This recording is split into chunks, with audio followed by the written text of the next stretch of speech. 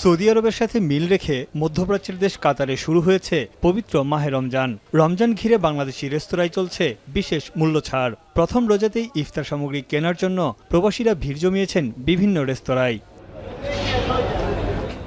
এসব রেস্তোরাঁয় ইফতারের তালিকায় আছে বাংলাদেশের ঐতিহ্যবাহী খাবার ছোলা বুট, পেঁয়াজু, জিলাপি, বেগুনি সহ হরেক রকম আইটেম। স্বল্প মূল্যে ইফতার সামগ্রী বিক্রির পাশাপাশি বিভিন্ন প্যাকেজও চালু করেছে বাংলাদেশি রেস্তোরাঁগুলো।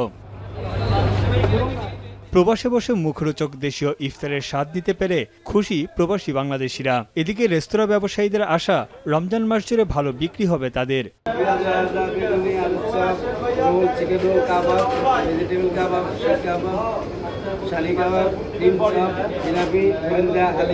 সবাই আমাদের বাংলাদেশি ইফতারটা খুব পছন্দ করে, যার কারণে আমরা অনেক ইফতারের আয়োজন করেছি।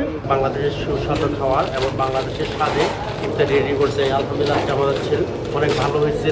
কাতারের স্থানীয় সময় সন্ধ্যা ৫টা ৩৯ ইফতারের মাধ্যমে প্রথম রোজা পালন করেছেন প্রবাসী বাংলাদেশিরা।